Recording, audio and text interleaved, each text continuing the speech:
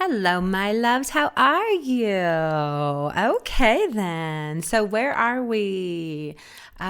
Tuesday, May the 5th. It's Cinco de Mayo. Okay, so with this energy, oh my gosh, there's wild stuff going on with the energy today. Okay, let's go to one thing at a time. So, first off, do understand that we're kind of a little bit in the space still of yesterday, and we're in a really big pattern that's going to be rewired and reworked with the next full moon. But we're starting to get the indications of what we're going to be letting go of or transforming or releasing on our path or with a pattern and a way that we have been operating. So not only is that, a really big event coming up in the next couple of days, but also what's happening is that it's coinciding with this repeating pattern of the past 5 to 8 years that all of you took on in regards to something that you then have questioned if you did the right thing, or where you really made a decision that maybe you thought it was, this is what I'm supposed to do, and then you question it. But also it can also be something where something happened to you and you question it, and you question how you could have changed it, or you question what you could have done different. And whatever this is, it's something that has remained fixated within all of us, but randomly, or not really randomly, but just every so often coming up and repeating again, where we're facing this and we're like, oh, okay, here I am again,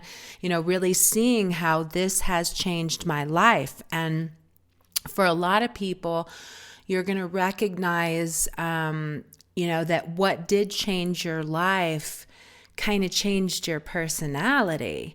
And that can be why when this ripple comes up again and again, there's like also these feelings of regret, or something was wrong with this, or I can't trust this, or now I can't trust the great mystery. I can't trust spirit. Can I really, even what I just flashed on was when I had the vision that my father was going to die, and how I left San Francisco to go back and get to know him, because I didn't know him because they got divorced when I was 2, and I only saw my dad a couple times a year.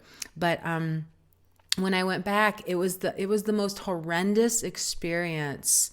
It was the most soul crushing, and not like getting to know my dad. That was like the best part of it. That was the awesome part. But all these other things around it and woven within it were absolute trauma. Like one was having my stepfather, who'd been my father for 18 years, suddenly being sexually attracted to me. Like all of the sudden, totally changing his role on me and getting really gross and sexual. And it was so gross. It was so horrible. It was so violating. He was such a predator. I wish I could have gotten him put in jail now. Like that's how he's actually dead. He died of a heart attack, go figure. But I do like now, I wish I would have done something, because this was his past. This is what he had done. This was embedded in him, and he was doing this manipulative thing. I mean, he'd done it to my mom's best friend, actually.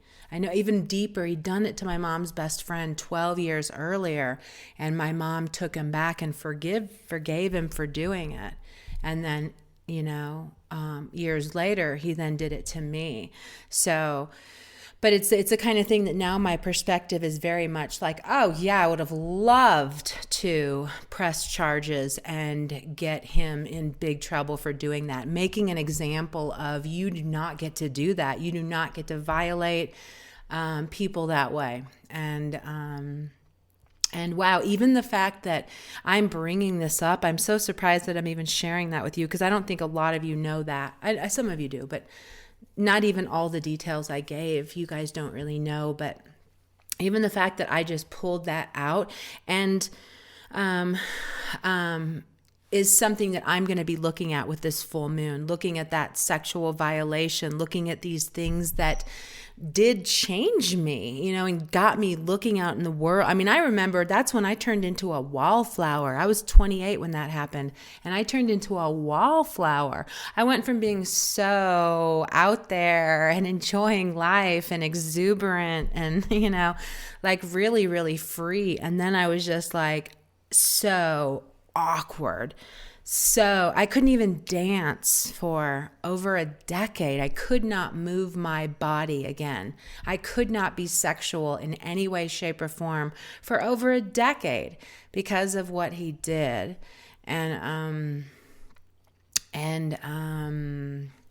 there's a really big thing for me to go sit in there because I'm like, oh wow, I am not healed from this yet. And that's where I'm at right now.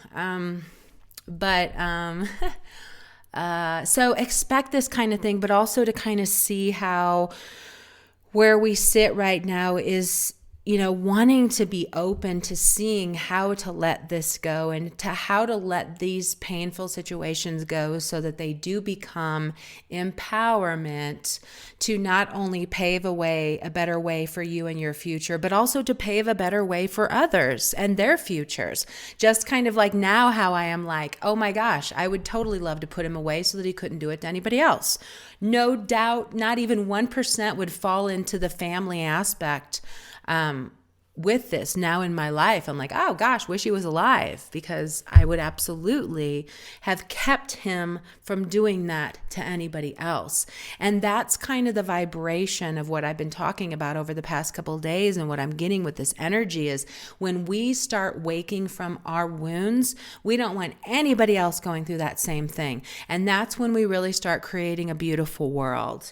So understand that what you're at right now too, and this pattern thing and how you were hurt or however your path was changed, you are going to be coming to a position of resolution or releasing the pain of this with the full moon, and really kind of seeing the transformed space where now you are going to be an advocate of something, or you are going to get more vocal on something, or you are going to make this an important part of bringing the message of correction needs to happen for us all. And it's what I've been kind of talking about with the coronavirus and how, this is the perfect thing to get us thinking about everybody and to really get us out of our own positions in thinking we do have it hard, we do have it so wrong, we do have it so whatever. That's what keeps us not allowing us to find the power from what did happen to us. What I can tell you from my own journey, and everybody ahead of us can tell us all this, is that we can't change what happened to us. We can't change what another person did. We can't change who they were at that moment in time. We cannot change that. And therefore, no matter what, we got to move forward. If something comes in and floods our home, we got to move forward. We can't just stay in this and forever see how dare you damage who I am. I can tell you with the pain of what my stepfather did. Oh my gosh, I want to cry. I can tell you that it made me question everything about life. It completely crushed who I was. And for all those years, I could never get past it. I could never understand it. I could just never let it go. I couldn't stop seeing how much this asshole destroyed my life. I could never get past that. And even though I'm even crying about it now, I still do see so much beyond that now, because I know that I couldn't change it. There's nothing I did wrong.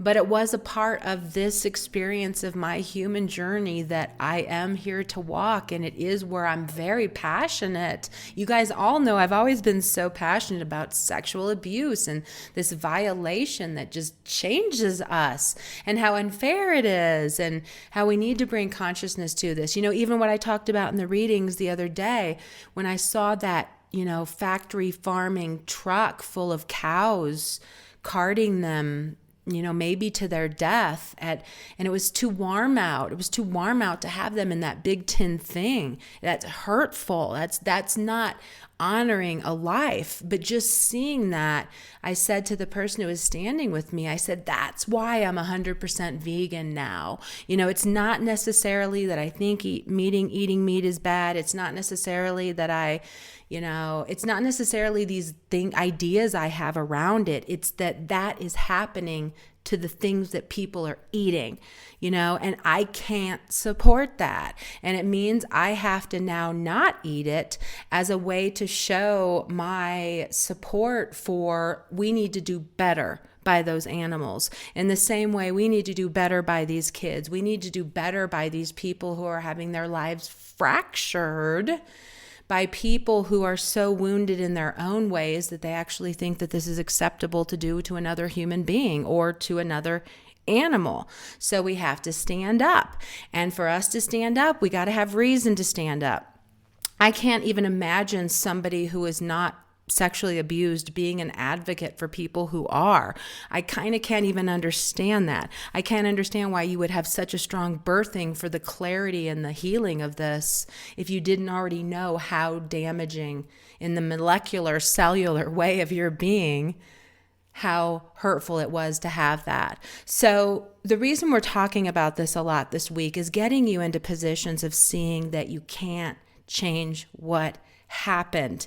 Yes, it's unfortunate that we've had to have so many things of trauma, but somehow us experiencing these things are creating these superhuman beings where we are going to be there for others who have been through it, and we're going to blockade the way for it ever happening to anybody else. And that's the most important piece.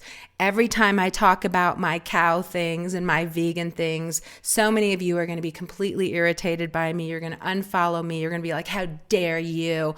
But I'm still going to keep doing it because I know that I don't want animals to be treated the way they are. And if I could get all of you to support local farmers, then you won't hear anything from me. If we're all just supporting local and things within 50 miles of us, then okay, do what you want to do. I know that those animals are going to be better treated than factory farmed ones. So, all of us have our reasons for having these strong convictions, and we need to stand firm in them because they are bringing the betterment to the whole. And all of us are reaching into areas where we are like, this needs to be better. People are going to be rising so much politically because we see everything so clearly right now. The injustice is just like, whoa. So all these people are going to rise into these positions of bringing in the balance and the healing of things. So allow your peace to come to you and to understand no matter what, there's sides to this. And it's really on you to continue walking through them to get to the other side of where the strength will be found. In the same way, even with me talking about my stuff that I was talking about that I haven't really talked about in a lot of years, but I can feel, like I said, that this full moon is going to be what really kind of gets this out of my space so that I can not keep expecting such a horrible thing to happen. Because when we've had it, we keep expecting it, whether we want to believe that or not. When you think about it, you're expecting it. When you worry about it, you're expecting it. When you fear it, you're expecting it. So we have to get into these higher positions of understanding that that wasn't here to really destroy you forever. It was in some way here for you to make an impact on others in the world. And you are taking that sacrifice and having to walk this thing. But in doing that, you're going to keep other people from walking it. You're going to bring some kind of change to the world that will bring a betterment. And yes, that's maybe not ever going to be consoling in all levels of the stages of healing, but at some point it will be. And that's what's most important, because the last moment we have is always the last moment we have. So it's always the very most important one, right? And that it is anticipating the best for the next moments. Okay, we're at the 15. I got to go. I love you.